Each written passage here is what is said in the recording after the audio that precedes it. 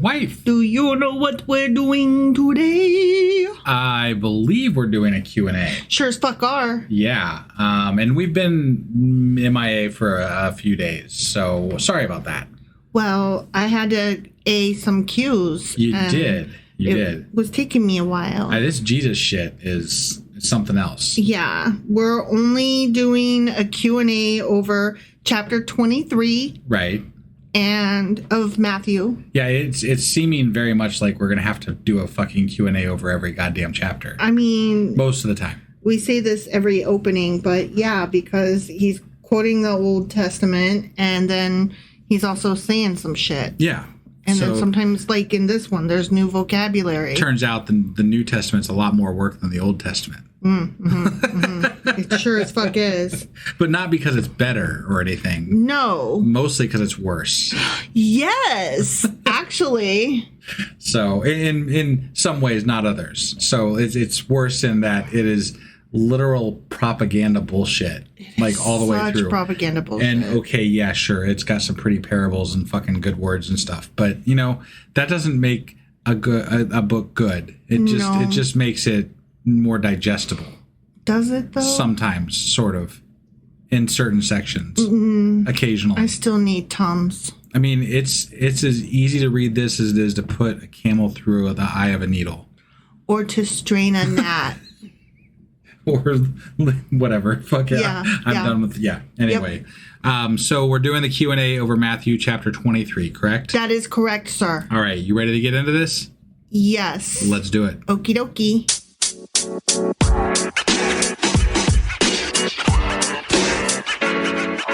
So I don't know if you recall, but chapter 23 was the one that I did not remember that we had read. And so...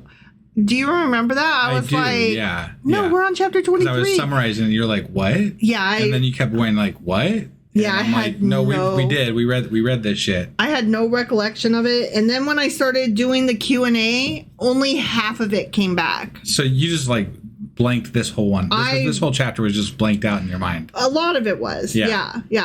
There's a lot of woes in this chapter. Yeah. And I even did like a... whoa, man. Whoa. So I married an axe murderer, just for the record. Yeah. Right. It turns out that chapter 23 of Matthew is one of the harshest chapters in the entire New Testament. So I re-listened to our episode in order to try to refresh my memory. Yeah. And we actually said throughout the chapter, like, man, Jesus is so mean. Yeah. And it turns out, we're right. Jesus is mean? He was the meanest in this chapter than he is in any other part. Like, oh. Yeah.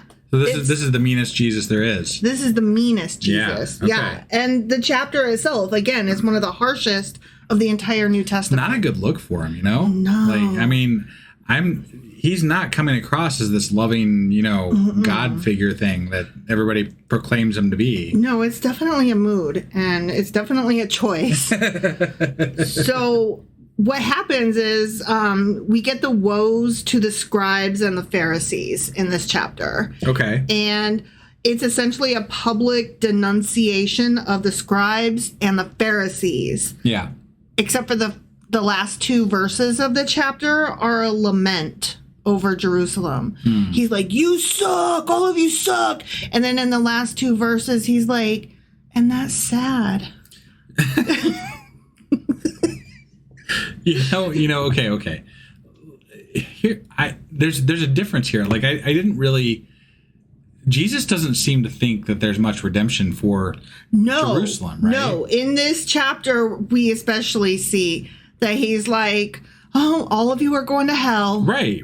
And I guess my point is that there was never a point in the Old Testament where God wasn't like, yeah, I'm going to kill all you fuckers, but you can come back from this. I'm going to leave some of you. So, there's always a remnant. Just fix it. Get better. Get better. Jesus is like, nope, time's up. Fuck y'all. Yeah, all of you are going to hell, and I hate you.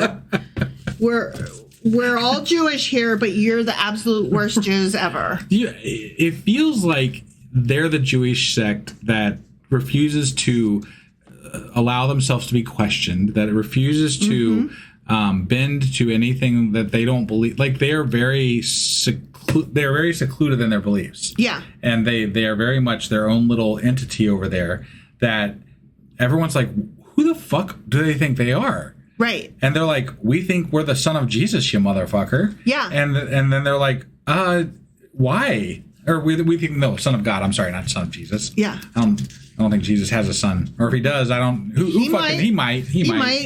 Who knows what he got up to? You know. Sure. And who's going to stop him? Right. Motherfucker, you're gonna walk on water and shit. Right? Yeah, stop storms and crap. You know? So early in the first few chapters of Matthew, Jesus comes across as like a teacher, a healer, a preacher, a storyteller, and we didn't love him, but we didn't hate him. Right? He wasn't boasting about being the son of God and shit, and seemed kind of to be a little bit humble, maybe even like somewhat compared to what he is now. Yeah, by this chapter and for the rest of Matthew, Jesus refers to himself as the final judge, the king, the Son of Man who will return in glory, and one who determines eternal destinies. Yeah. He's like, he starts out going, hey, I have some ideas, follow me. And then he's like heating up with, I think you guys are doing this wrong. And then he's like, let's break all the rules. And then he's like, I'm the son of God, so I can do whatever the fuck I want and you're going to hell. Yeah. I mean, the escalation is quick. We're only on chapter 23. Think about that. 23 chapters, we went from, I've got some ideas, to, I'm the son of God and you're going to hell. Fuck you. Well, I think we commented that maybe it was around chapter 16 or 17. I can't remember exactly where it was. But at some point, the tone switched dramatically. That is exactly. Right? Chapters 16 and 17 is exactly when the tone changed. And I feel like maybe some of the stuff prior to that was based on possibly actual notes from that time frame, right? And things that maybe this guy, Jesus or whatever the fuck he was saying and doing and whatever, right? And it switched at some point to more of a propaganda piece that was written after the fact. After the Second Temple fell. Yeah. And like to reflect the times of the fall of the Second Temple. And that's how this whole book has felt to me. Yes. It's felt more like two books. It's felt like the one that was written before and the one that was written after. Yes. And that's kind of how I'm choosing to view this, because I feel like that's what this is. Yeah, I totally agree. And a lot of scholars do as well. Yeah. So you're on the right track as usual. So with regard to the whole progression of Jesus from, humble to like scary as fuck. Yeah. So quickly. There's 3 different ways that gets interpreted. Okay. Obviously. Yeah. There's always that. Sure. So the traditional Christian view says that, no, Jesus has always possessed this authority, but as the narrative approaches the crucifixion, he just reveals it more openly. That's all. He was always strong. Don't be confused about it. He just chose when he was going to show it. Okay. And I'm like, you're cute. Shut up. Right. That's childish and silly. Go away. You're not, you're so unserious, So, whatever. Right. Then we've got the historical critical view. And this is the one that it makes the most sense, obviously, because it's, critical. I just got a comment here real quick. But like, okay, so Jesus is 30 whatever years old or whatever, and it's a week before he's going to die. And this week before he's going to die is the point where he's just fucking finally had it. Yeah. The 30 plus years prior to that, whatever. Yeah. But that week before, he's done. Y'all fucked up. The gloves are off and suddenly I'm going to be mean. Like, what? No, it doesn't make any sense. Right. And Christians are not serious. They are very unserious. I cannot take them seriously because they have no scholarship to them. No matter how much seminary and no matter how much biblical scholarship they claim to have, no matter how many trips to Israel they take, they don't actually read the parts that they need to read. and they don't study the parts they need to study, and I cannot engage with them. They're filling previous gaps with information from the second half of Matthew and other information that they have is what they're doing. Right. They're filling gaps that they're allowing to exist because in order for their belief to persist, they have to exist. But that's why they're unserious. Right. That's not scholarship. That's and childishness. Moreover, I honestly, for someone who is a true believer of God or Jesus or whatever, I wouldn't expect scholarship. I really wouldn't. Like I do sometimes, but you know what? I'm going to push back on that. Okay. Because they always fucking say, just read the Bible. You don't get to push that on me if you haven't done the fucking work. So, no, I'm going to push back on that. I do expect scholarship of them. I didn't mean that they shouldn't. I believe they should be scholarly about this. I don't believe that many of them are. But that's why they're unserious. Right. Yeah. I'm like, you're not putting in the work. You don't get to have an opinion on this. Not in my orb. Right. Get out of my face. Yeah. So, okay, the historical critical view is that many scholars think Matthew, writing, as we know, decades after Jesus' death, he presents a more developed understanding of Jesus than his earlier followers initially had. And the gospel reflects the church's growing belief about who Jesus was. So again, propaganda. Yes. Okay. Yes. Now, the literary view, and this also makes some sense, is that Matthew is building toward the climax. The book of Matthew, not the authors. Yeah, right. And that the stories often raise the stakes near the end. So sure, which still is it's saying exactly what this is a fucking story. It's rephrasing things 3 different ways to all come to the same thing, which is that this is bullshit. Right. Yeah.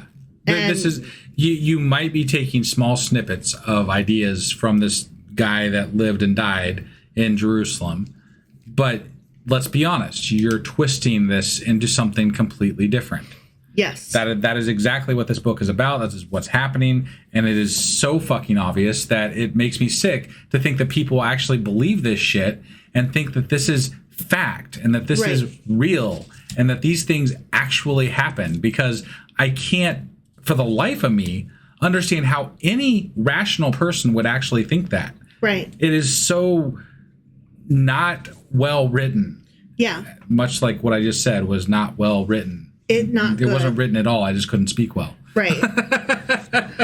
From a modern perspective, something to think about is that publicly humiliating the most respected religious authorities in the nation, that's like a real vibe. Like he went out of his way to intentionally antagonize and humiliate all of the leaders. Like, that's not a way to win people over. And you and I commented on that in the beginning. No, but it's definitely, and we've learned this from recent history, for sure. Mm-hmm. But it's definitely a way to solidify your base. It is. Like, that is how you... Hate is more quick. It throws flames on the fire and makes it burn. And we equated this early on to a cult, right? Mm-hmm. Because it sounds like the way these teachings were being handled by Jesus and taught to us through Matthew or Matthew's disciples or whatever, the way it's handled in this book is very cultish. It is. They're very closed off from the rest of Jerusalem. They're very much like, fuck you,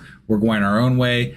And we will pick stuff on the Sabbath if we want to. Yeah. Because we decided we have a good reason. So they are operating in a way that is very indicative of a hardcore, cultish group of people. Yes. And they're saying things and doing things that kind of embolden those people to be more brazen in their beliefs and the way that they act and the way that they proselytize and the way that they do all these things because of how different and radical this group is with regard to the rest of what Judaism is. Right. And we can see from the fact that he is being antagonistic, he's clearly not trying to win them over. He is not trying to build broad appeal. No. He is trying to excite his base. Yes. And that is made very obvious, no more so than in this chapter. Right. Something that we should keep in mind and note is that prophets such as Jesus, prophets from the Old Testament, though, they often did this. They often spoke out radically and expected rejection. Yeah. They all delivered confrontational messages. Think about Jeremiah, Isaiah, Amos, and even John the Baptist. No, absolutely. They were all very vocal, and they were not trying to win appeal. But none of them claimed to be the Son of God either. Right. He just took it to the next obvious drink the Kool-Aid or Powerade or whatever step. Yeah. And then, Trump picked up the football and ran the rest of the way across America. It's just, it's very sickening. Mm-hmm. It's what it is. It's sickening to be able to read it so obviously as it is. Yeah. So, okay, that talks about the book or the chapter as a whole. Okay. Yeah. Getting into the chapter itself, we've got this split up into 3 sections. The first section of chapter 23 is verses 1 through 12.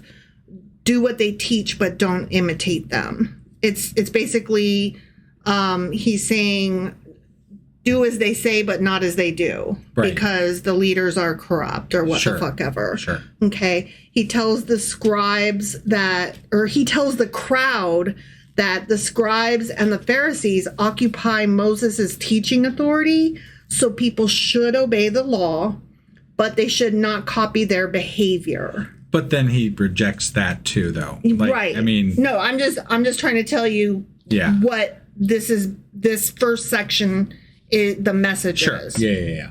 Okay. So, verses 1 and 2 read, Then Jesus said to the crowds and to his disciples, the teachers of the law and the Pharisees sit in Moses' seat. And this was one of those things where we were like, what? It didn't really make a lot of sense to us. But we took it to be like an analogy, like symbolically, they're sitting in the position of power like Moses was. Right. But there's actually more to it than that we did not realize. All right. This is one of the few places where archaeology might intersect with the text. Because ancient synagogues sometimes had a literal stone chair that was known as the seat of Moses. Oh. Right? Okay. How cool is that? Okay. Where someone would read and interpret the Torah. Got it. So they were literally sitting in Moses' seat. They were literally and figuratively occupying the place of a religious leader who is going to read and interpret the law for the people. Yeah. Again, figuratively and literally. Right. And so Jesus is not denying the authority of the scriptures. He's criticizing the people who claim the authority to interpret that. And often, and we can take that back to the Old Testament, that was often the case back then too. Most of the time when there was criticisms on it was about Jerusalem, the leaders. It was about the leaders. Yeah. So, I mean, this is not unusual what Jesus is saying. It's just that it progressed so crazy fast. Yeah. That's the part that we're like, the fuck? Right. Well, and I think the message is similar to what Old Testament messages were with regard to these leaders suck, don't follow them, blah, blah, blah, blah, blah, right? Mm-hmm. But there was never a point where, like, the whole point of that was to follow the correct way, follow this way, right? Yeah. And there is some of that with Jesus, but also with Jesus, there's this whole point of, I'm cutting you all off, you're fucking done. Not only that, but he is reinterpreting the rules. Yeah. In so many different ways. I don't care for that at all. He's reinterpreting the rules, but then saying, but I'm not. And then, so it's really fucking confusing. Gaslighting. It's really fucking confusing. It's gaslighting because he's like, no, I'm not. And it's like, you literally are, though. Yeah. Like, you literally are. Whereas the other people in the Old Testament, the other prophets that criticized the leaders, they were saying, you are breaking the rules. Here are the rules. And they, quote each other. Right. And then they'd say, you're breaking them. Right. Jesus is like, you're breaking the rules, but also when I break them, it's because I had a good reason. And also I'm going to make up a few new ones that go against some of the old ones, but I'm the Son of God. So just trust me.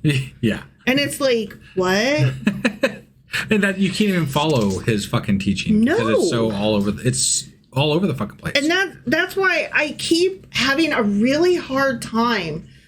I'm reading this. I'm taking notes with the understanding that this Jewish sect becomes Christianity. Right. And I'm having a really hard time separating that because it already feels separate and Christian. Yeah. And I'm not supposed to take it that way because he's still Jewish at this point, but he doesn't feel Jewish at this point. Right. It's very hard to wrap my mind around. We're always told that, like, Christians are like, Jesus died for our sins, that's why we don't have to follow the rules, blah, blah, blah, blah, blah. Mm-hmm. But he decided not to follow the rules before he ever died. Yeah. So that's a bunch of shit. Yeah. Like that whole reasoning that they have built in their brains as to why we don't have to follow the Old Testament rules isn't true. He's a bad Jew. He was rewriting Judaism in his own mind before he ever died. Yeah. He was a bad Jew. I'm sorry, but he was. I mean, people would argue, well, he was the Son of God. He can say he can make whatever rules he wants. That's going to be the argument against that. That's what he says.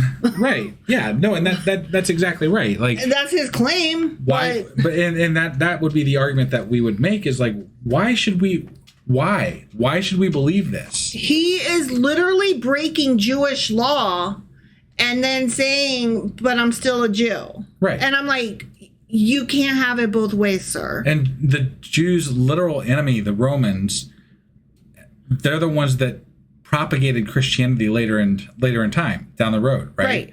So, like, literally, you made a bed with your enemy, and they made you more popular, and this is what we believe. We believe this to be true because the enemy of whatever. It was just a bunch of shit. Like, this is just a bunch of shit. It's a bunch of political bullshit as usual. Yeah. And we today are stuck with the aftermath. And that's why I can't get an abortion in Texas. And they're making the kids in Texas read the Bible in school. Yeah. Yeah. I'm sorry, but fuck Jesus. Right. For where we are today in the United States in the year 2026, fuck Jesus. Yeah. God's a dick, fuck Jesus. Right. When people tell me that just read the Bible, I'm like, yeah, okay. Yeah. Like, yeah, it's so funny. I'm like, have you? And right. And don't say yes because no, you haven't. Right. I'm sorry, you haven't. You might have read pieces here and there. You and I at this point know we know more than most Christians out there. Yeah. Yeah. That's absolutely true. I know that to be true. Or at the very least, I know where to find the answers. Right. And they don't. Right. Because they're not capable of analytical thought. Right. And moreover, that's not the bad part. They're not interested in learning how to have analytical thought. Right. That makes me sad. Yeah. But not sad enough to pity them. It makes me angry. Sure. All right. So moving on to verse 5. Everything they do is done for people to see. They make their phylacteries wide and the tassels on their garments long. And we were like, what is that and what does that mean and why and what? Okay. Okay. So phylacteries are small leather boxes containing passages from the Torah that they wore strapped to the arm and forehead during prayer. So they would basically just write down on little scraps of paper pieces from the Torah. And then they would crumple them up like spitballs, put them in a box, and then tape the box to their forehead and arm. So this was like a style to show how they were literally wearing the Bible. Okay, so it's like when someone wears an American flag bandana. Yes, actually, or an American flag bikini. Right. Yeah. To show off. That shit pisses me off. No, it pisses me off too. And I don't know if they're aware of this, but it's actually technically illegal. Yeah. So whatever. So Jesus isn't criticizing the people themselves. He's criticizing, or he's not criticizing the wearing of the phylacteries. Yeah. Okay. He's criticizing people who apparently made their boxes, their Bible boxes, so large that it was fucking ridiculous because they wanted to look especially devout. It's like how the people dress at the Trump rallies. Yeah. You know, right. like so over the fucking top. And you're just like, oh. Or when you see someone who's oozing Christianity. Yeah. Like you've seen those people. I'm related to those people. Yeah. They wear the fucking, John 3:16 shirt, or they've definitely got a cross on at all times. And it's huge and it's gaudy. Right. Yeah. I mean, It's basically like carrying around a comically oversized Bible, like the size of a bathtub. Right. Yeah. So everyone notices, look at me, I'm so religious. No, there's definitely going to be religious bumper stickers. Oh, yeah. And they have to have the fish symbol on the back of their car. At least. And honk if you love Jesus. Right. And, all that kind of stuff. Right. So that was the phylacteries, okay? The thing about the tassels on their garments, these were fringes, and the fringes were commanded in Numbers chapter 15 as reminders to obey God's commandments. Okay. So, again, he's not criticizing you wearing them. Right. He's like, yeah, you're supposed to. That's in the Old Testament. That's in the Torah, as a matter of fact. But they're wearing them for style and for clout as opposed to... Status symbol. Right, Yeah. And he's like, stop. Yeah. And that tracks. Sure. For that. Put your shit away. You could say the same thing about many people, as we just discussed. There's much the same thing happening in Christianity today. Yeah. In so many different aspects of that religion. People who make a show of praying over their fast food. Yeah. Please bless the hands that prepared 50-yard line on a high school football game, Yeah, all of that, yeah. You're not supposed to make a show out of it. Right. You're supposed to keep it really fucking private because it's between you and God. Yeah. And the rest of the crowd doesn't... There's showing you're a good Christian by being Christian-like. And then there's showing... Yeah. There's performative Christianity. Yeah. Don't be performative. That's what he's saying. Okay, so moving on to verses 8, 9, and 10... He says, but you are not to be called rabbi. You have one teacher who are all brothers. And do not call anyone on earth father, for you have one Father, and he is in heaven. Nor are you to be called instructors, for you have one instructor, the Messiah. Hold on a second. Isn't there certain, I don't know if it's Catholics or who it is, but they call their pastors or preachers or whatever they call them father. Yeah.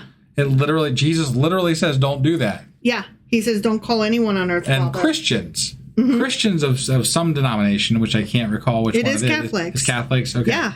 Call their fucking people father. Yeah. Wow. Yeah. That's fucked up. That is very fucked up. Like, literally in your first book of the Bible, New Testament, you're like, don't do that. And they're like, fuck you. Yeah. We can if we want to, because again, we know better. We break the laws because we can. I gotta wonder how they get around that one. Like, the words are right there. I don't know. Okay.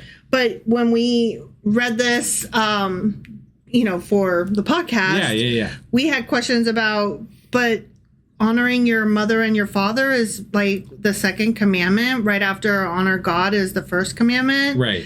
And what do you mean? Like, we have fathers. We can't call them like what? Yeah, that we took it a little bit differently then. Yeah. I didn't put that together with the priests or whatever that they call that. The Catholic priests. Yeah. Yeah. But yeah, it was that's problematic too, in my opinion. So. No, both are. Yeah.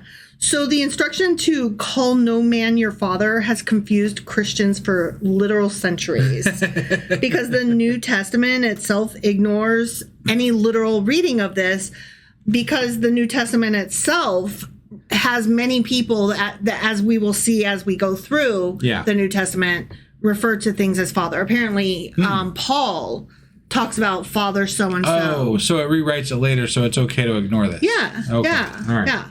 And just as long as they cover it somewhere in here and we can just pick which one we want, then I mean, it does fine. Specifically say don't do that. So it's just that this is Jesus saying it literally. Jesus says red don't fucking words. According to Matthew, Yeah, don't do that. Yeah. But almost every Christian tradition concludes that Jesus is just using Semitic hyperbole, which is a common Jewish teaching style that involves deliberate exaggeration. Okay. I don't know. To me, it's weird. It's His point, but that's more to my point of like, why can't you just say like what you fucking just say what you mean, right? Because here you're saying one thing, and then in another book of the Bible you're saying something else, and this is the word of God, and God can't like figure it out, right? And then people, but we are today supposed are to like, just read the Bible and just it's the word of God is always true, and it's like.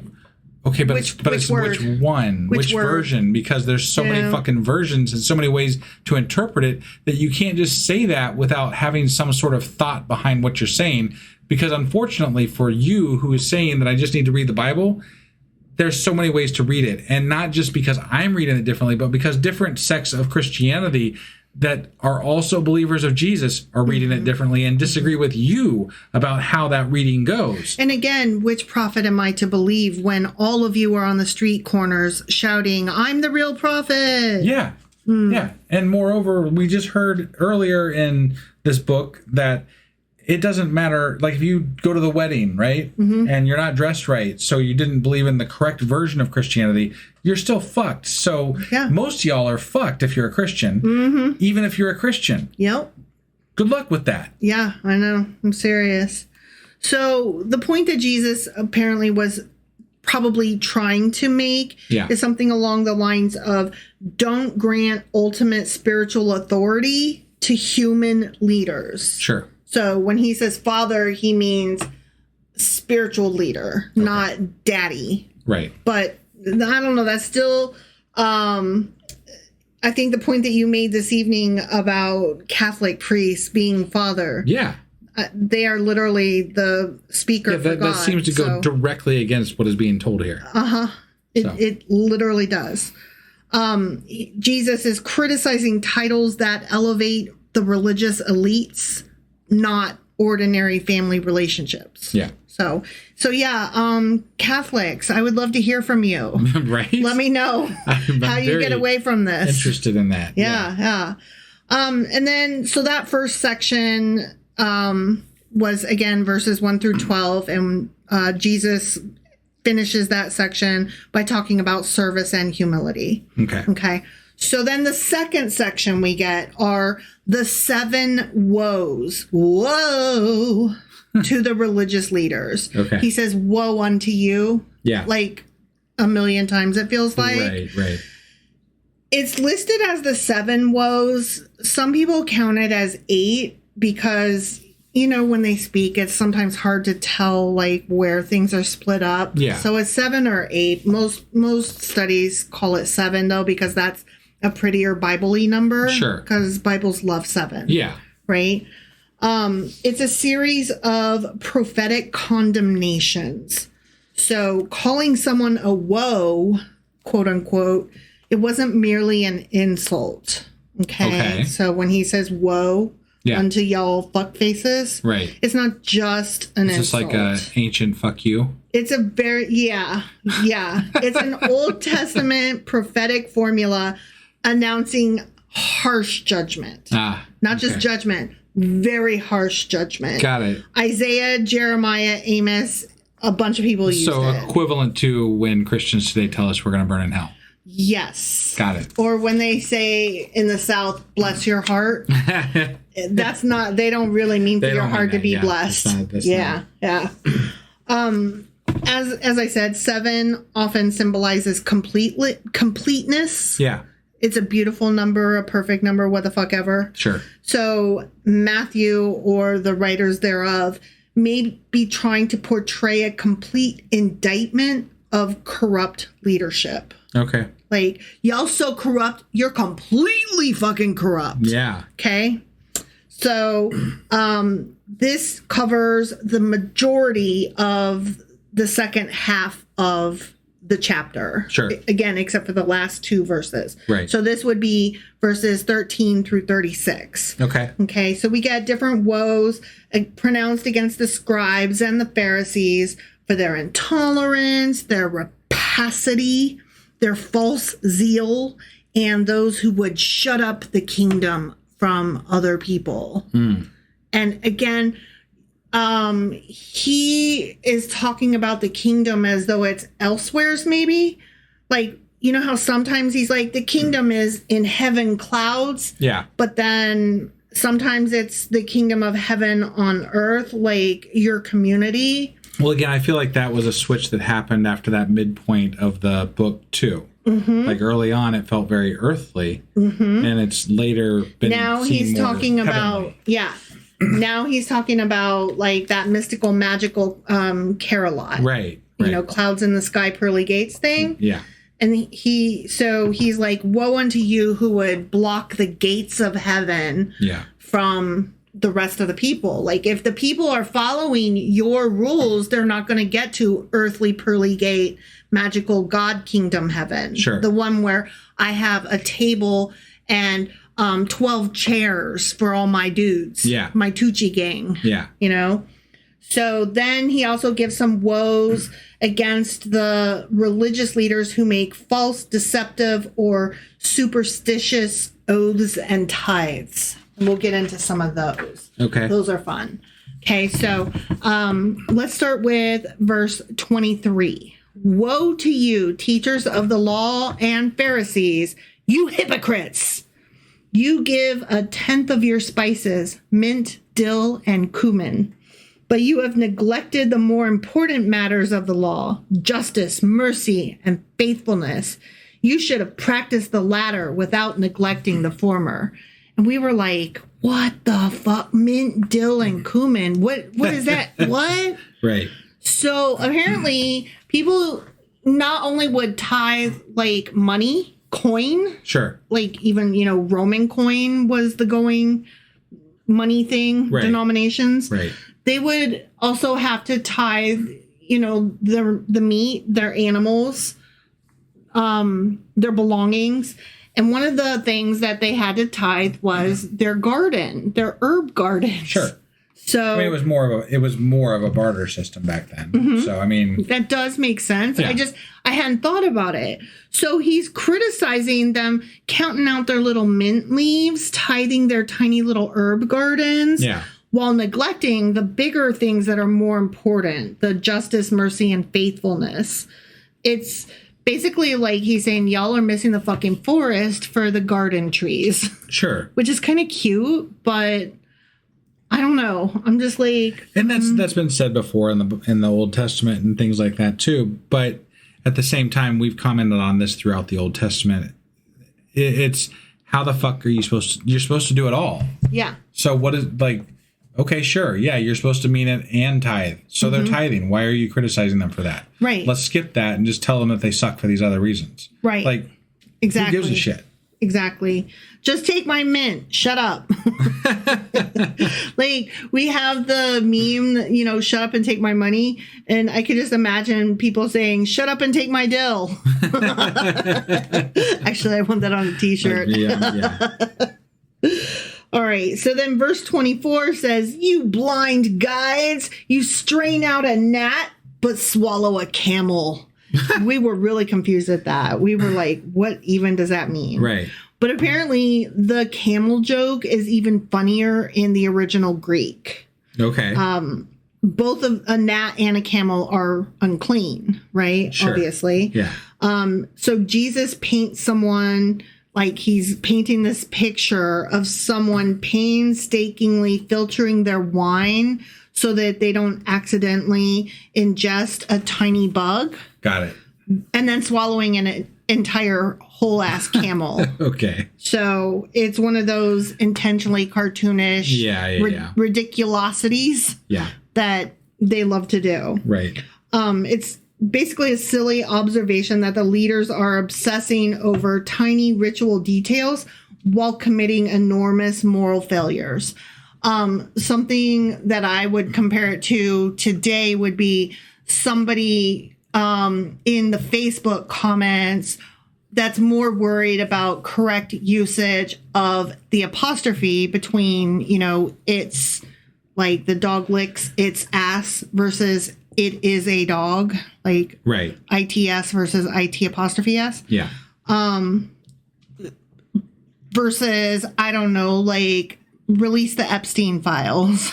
Right. You know, Yeah. like what if we don't worry about my The grammar. apostrophe usage, which generally as a writer, I'm very good with grammar, but I don't think that's the most important thing here. No, and it generally isn't the most important thing, but I will admit that sometimes when someone responds with such atrocious writing that I can't possibly... There's always over the top. Then I have to say something because I'm like, oh, yeah. Did you even school? Like, what the fuck was that?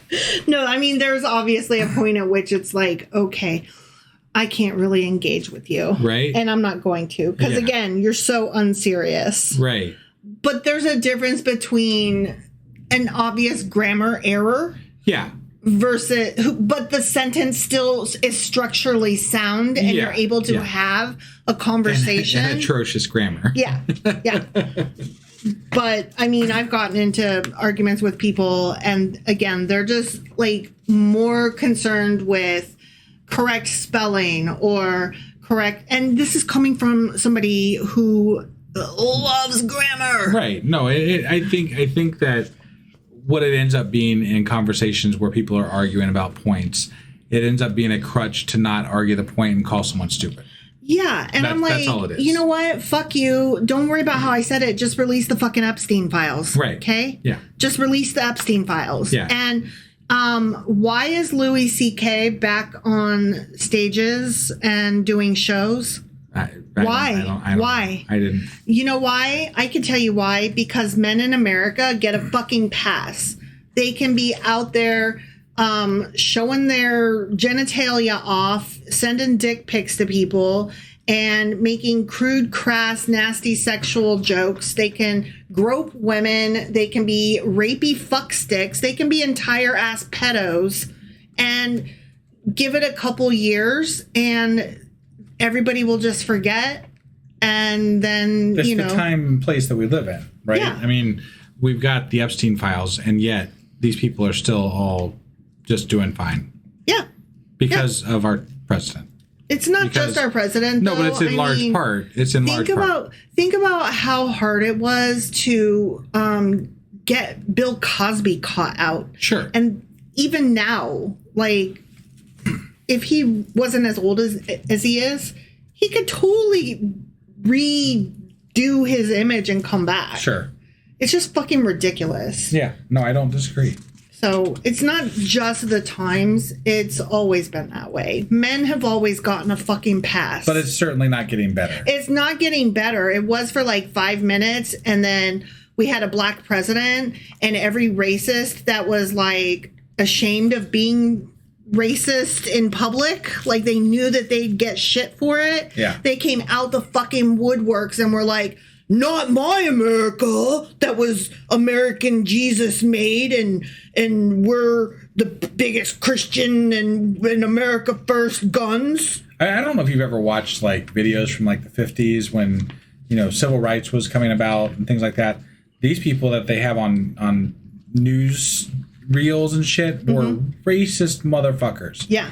And I hate to say this, but we sound a lot like them now. We do. Again. We do. You know, like it's terrifying. I had thought for years that we were growing past that and that these things would not be portrayed as what our society stood for. Right.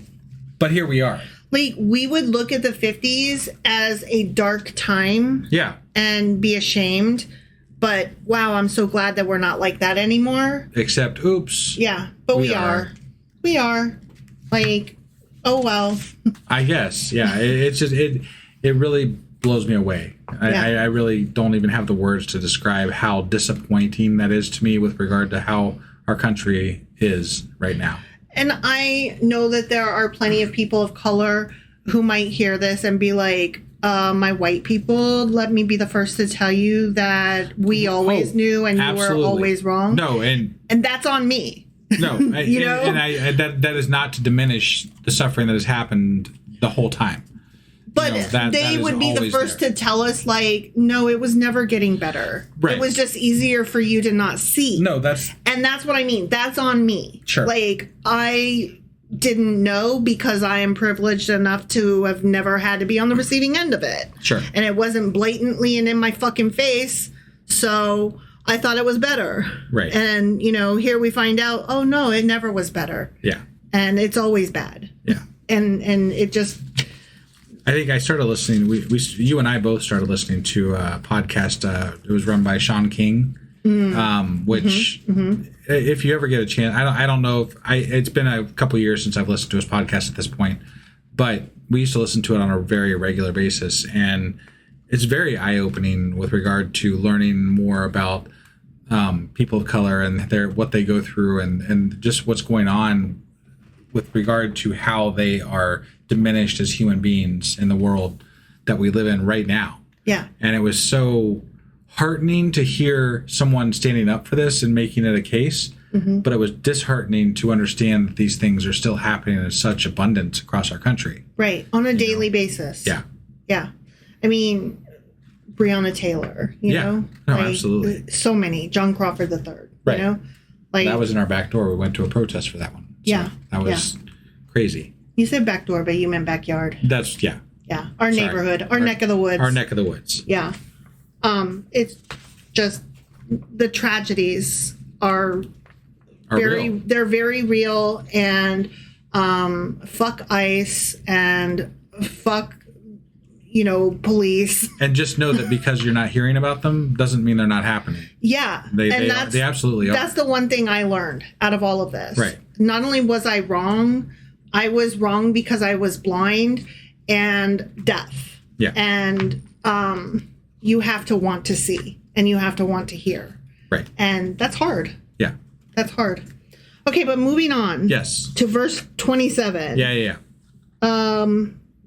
Okay, wait. Let me make sure I did. Okay, yeah. We did all the gnat, but the camel. Okay, so, verse 27. Woe to you, teachers of the law and Pharisees, you hypocrites. Again, still. You are like whitewashed tombs, which look beautiful on the outside, but on the inside are full of the bones of the dead and everything unclean. And we were like, what a weird thing to say. Tombs have bones inside them, and that's gross. That is true. Like, right. Weird. Okay, actually, we were wrong. There's more to it. And this actually makes sense. Okay. You look skeptical every time I say stuff. I'm always skeptical. I know. That is like my starting point in life. So fair. It's just that this one actually I was like, oh, my bad. This makes sense. Sure. Okay. So pilgrims traveling to Jerusalem, specifically for Passover, but also for other festivals, they could become ritually unclean by accidentally touching graves and not realizing that the grave was a grave. Sure. So, like, when we were picturing tombs, we're picturing, like, what you picture when you picture a tomb. Yeah. Right? Like the tombs in Louisiana, right? They're tombs. They're great tombs. Yeah. Or like the tombs in Game of Thrones, tombs, right. Catacombs, giant buildings that have lots of grave things in them, yeah, right? Right. No, but it could just be like a burial ground. Some sticks sticking up out of the ground. And you don't realize it, right? So you accidentally touch it and you don't even know. Wait, if you touch the tomb itself, like you don't even have to touch the dead body. The tomb counts as part of the dead body? It's not just part of the dead body. It's representative of the dead body. No, I know, but in the Old Testament, they're like, don't touch dead things. But I'm like, but the tomb's not dead. That's just sticking up over top the dead thing. Right. And to you, it doesn't mean anything. But to them, it was very spiritual and representative. All right. So you're touching graves without realizing it. And you're mixing your clean self, your soul, your body with stuff that's representative of death. I do remember when I was younger and going to a graveyard, I felt very concerned about stepping on top of graves. I did too. You know what I mean? Like it felt very wrong. Right. Yeah. And I don't know if it was just like I don't know, because it's such a somber occasion anytime you go to a gravesite, right? And you obviously know that there's a dead person laying down, and you're there to see your dead person, but you're standing on somebody else's dead person in order to be there. Right. That's the way I felt. It just feels a little weird. The whole thing is weird. Burying bodies is weird. It is. I want to be cremated. No, totally. Like, Same. Or like put in a tree or something, like, you know, no fuss, you know, just no whatever. Fuss, no muss. Get rid of my shit. And the whole I'm thing done. is so weird. Right. It's weird because spiritually, you know, if you're going the religious route, well, your soul ain't in there no more. It's an empty shell. Why do religious people get so weird over bodies that are, especially Christians? They're like, oh no, the soul's not in there no more. It's just about them. Why the whole religious rigmarole over the funeral stuff? Right. That's weird. Yeah. Right? And these big old decorative fucking graves and shit with the statues and the angels and the crosses. It's so fucking weird. Oh, it's a whole, like, it kills me that there are salesmen for your death. Yeah. Which just, that alone. That is so American. I'm like, oh my God. That is so capitalism. And it's a hard sell. They're like, well, why wouldn't you get the best, you know, your family, and they lay guilt on you about, you know, like, when you're going to die. And I'm like, oh my God. I guess they don't mean anything to you. And I'm like, they literally don't. They're dead. They're dead and they don't fucking care. And I'm not going into debt. Right. Like, this is stupid. Let's not be dumb. Like, if I'm getting buried, give me a pine box and whatever the fuck you got. I'll just give my people a shovel, okay? Throw me in a care. ditch and pour some fucking lime over me. You know? Not lime. Lime. No, yeah, you're right. Lie. Whatever, you know what I'm saying? Fucking acid. No, you put the lime in the coconut. You do put the lime in the coconut, and you put the lye on the dead body. I mean, sure. Okay, no, yeah, that makes sense. Don't put the lye in the coconut. No, that would not work out well. No.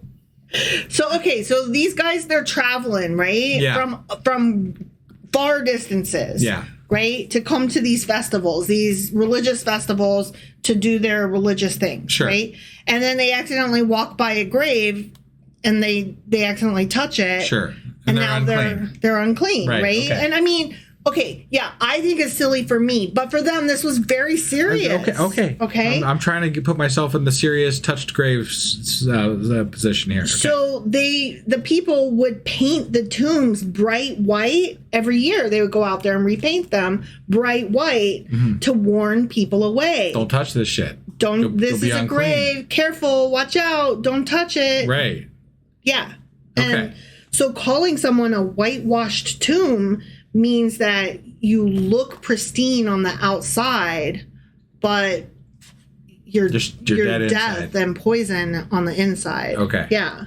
And moreover, you're unclean. Sure. So, I mean, I thought that was actually historically cool to know. Like, that's why our tombstones are all like white. Yeah, you don't want to accidentally, but yeah. You know? I mean, think about like all of the graves, like the military graves, right? Sure. They're all white. Right. That's true. Right? Interesting. They're either gray stone, some kind of weird marble, or they're white. Right. Those are the choices. That's all you get. I want a pink tombstone. Yeah. If I got to be buried, my tombstone better be pink. I'm telling you. All right, so moving on to verse 33. Yeah. Ye snakes, ye brood of vipers, how will you escape being condemned to hell? Right? Remember, we were like, Jesus Christ! So to speak. Yeah. Like, that was so, like, fire and brimstone Old Testament. Right. It's just going that, he went that route. Yeah, for sure. He went hard. Yeah. So, the one that we read, the translation that we read, did say hell. Which, by the way, is the NIV, in case anybody cares. Right. So. Right. But the word should have been Gehenna. That's what it actually was. Yeah. Not like, Hades hell. No, it should have been Gehenna. Well, should it have, though? Because I feel like we've started talking more, like Satan's a thing now. Now he is talking more about the idea of hell than Gehenna, which was named after the Valley of Hinnom outside of Jerusalem. The other Jewish folks would have been hearing Gehenna, right? Because they're still Jewish. Right. And you know what? That's unfair to say. I don't actually know. Maybe they've progressed to a point where Gehenna is something different now, and it's combined with this, Roman idea of Hades and all this other, because like Hades comes up, right? Hades is in the fucking Bible. Yeah. And if I'm not mistaken, though, Hades was not Roman. It was Greek. Sure. But whatever. It doesn't matter. Yeah. It's the persisted underworld. through. Hades is well known as the underworld, right? Yeah. And even in the Bible, it's there as the underworld at some points, right? Yeah. And there's been so much cross-pollination between other ideas, like with the Babylonians and now Greek and Roman, that I don't even know what Judaism or Christianity really is. It's such a mixture at this of different point ideas. We're reading. Right, at this point that we're reading, because we missed 300 years or 400 years of development between when they've been ruled by Greeks and Romans, right? Yeah. And so these ideas have been percolating for hundreds of years. So what did they actually consider what happens when you die? Right. So I can't speak for the common Jewish person at this point, because I don't know what the common belief would have been with them, because we don't actually have that portrayed. Right. We're only hearing the Jesus perspective, and the Jesus perspective does sound very hell-like and less But Gehenna-like. the word used in the Greek version, the Vulgate, is that correct? Yeah. And then the Latin one is the other one. Well, the Greek one is the Septuagint. Septuagint. Yeah. I thought that was the Latin one. That's the Greek. Okay, I always get those two mixed up. Anyways, the one that's in the Greek one, they use the word Gehenna. Got it. Okay. So whatever that meant to them, originally it was the fires named after the Valley of Hinnom outside of Jerusalem. Yeah. And it had come to be associated with divine judgment. Sure. Like, better behave or I'll throw you into the Gehenna fires, Yeah. There's still an ongoing debate today about whether Jesus meant a literal place of eternal torment, complete annihilation, symbolic judgment, or something else. Sure. We can't know what Jesus meant. And that pretty much sums up the whole Bible. It really does. We just can't fucking know. Yeah. Matthew, though, more than any of the other Gospels, so, Mark, Luke, and John. Right. Of which Paul speaks somewhere. I don't know where Paul's later. Okay. Well, anyways, Matthew, more than any of the other Gospels, repeatedly emphasizes final judgment. So that's most likely what Jesus meant based on what he was talking about in other places. Okay. If you take it as a whole and if you read the whole book of Matthew, it was most likely final judgment. Okay. So, end of the road. Sure. Okay. Yeah. Not necessarily eternal damnation and punishment, hell that we think of today. But again, who could know, though? Right. But it was definitely final judgment. Sure. Okay. So then we move on to the last couple verses of this book, or of this chapter. Sorry. Right. Where we get the lamentations over Jerusalem. And he's like, oh, Jerusalem, I'm so fucking sad. If you'd only fucking listen to me. Yeah. Things would be great. Oh, woe is me. Right. He compares himself to a mother hen wanting to gather her chicks to her, but Jerusalem just refuses to listen. Yeah. So we get verse 39. For I tell you, you will not see me again until you say, blessed is he who comes in the name of the Lord.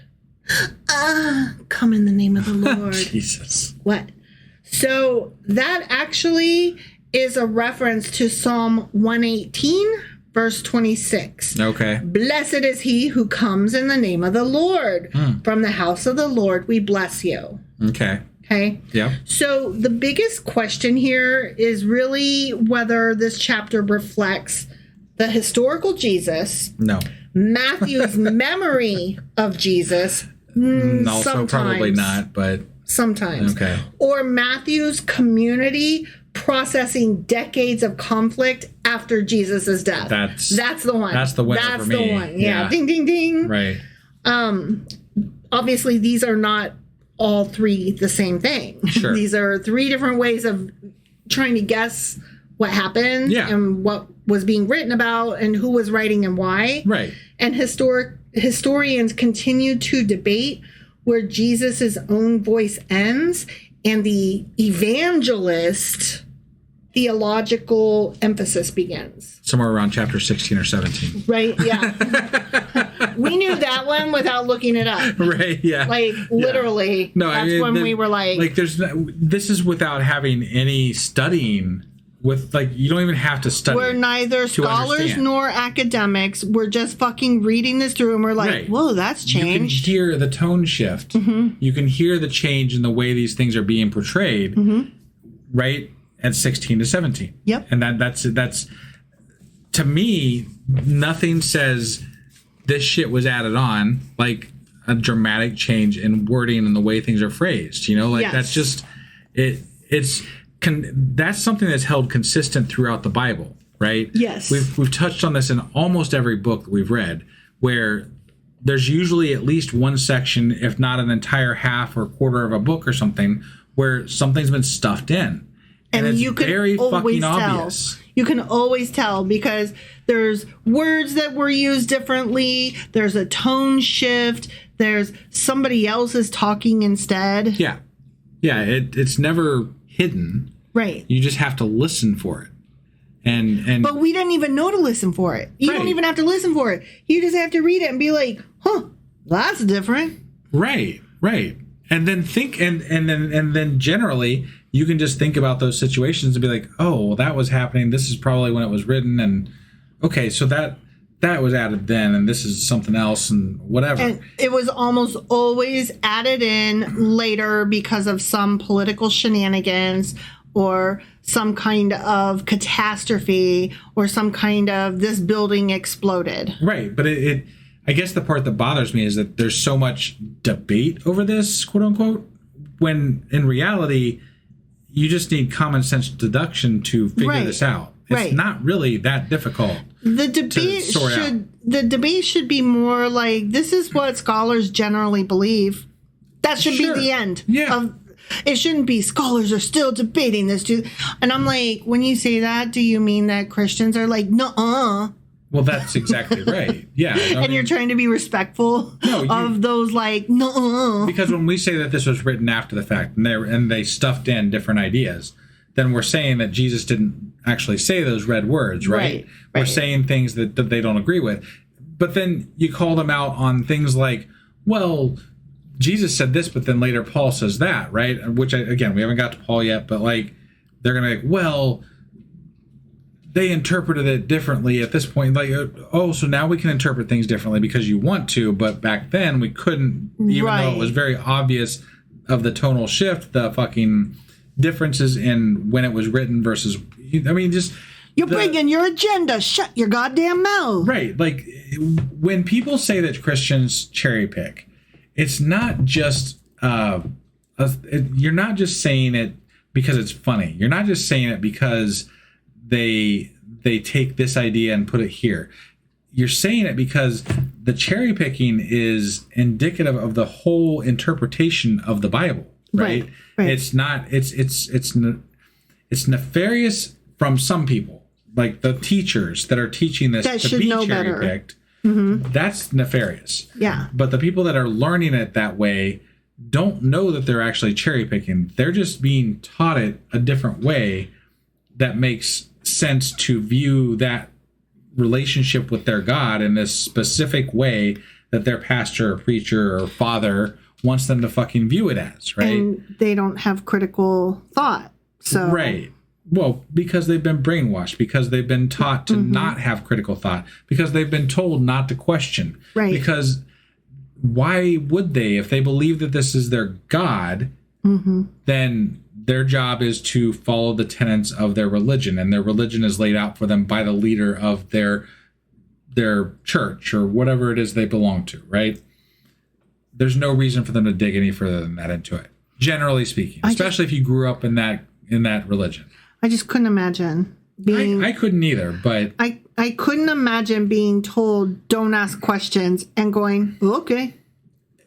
Like, you tell me, don't go in that room. The first thing I'm going to do is wait till you leave and I'm going to go in that fucking room. Like, I can't help it. Yeah. I am Eve. I do want to be like, tree of knowledge. I'm going to eat that apple. I want to know stuff. Right. Like, don't tempt me with a good time, y'all. Right. Or give me a good reason that makes logical sense not to do the thing. Like, don't go into that room because there's a nuclear weapon in there and opening the door trips a wire. Sure. Now, that's not actually a good reason because you do not have a fucking nuke. Right. So that would sound ridiculous. Stupid. Yeah. It would sound as ridiculous as anything that I've read in the Bible. That would require much more storytelling than just there's a nuke in there and don't open the door. Yeah. But anyway, yeah. Now something that you could say and get away with is, hey, you know how I have that laser engraving thing? Yeah.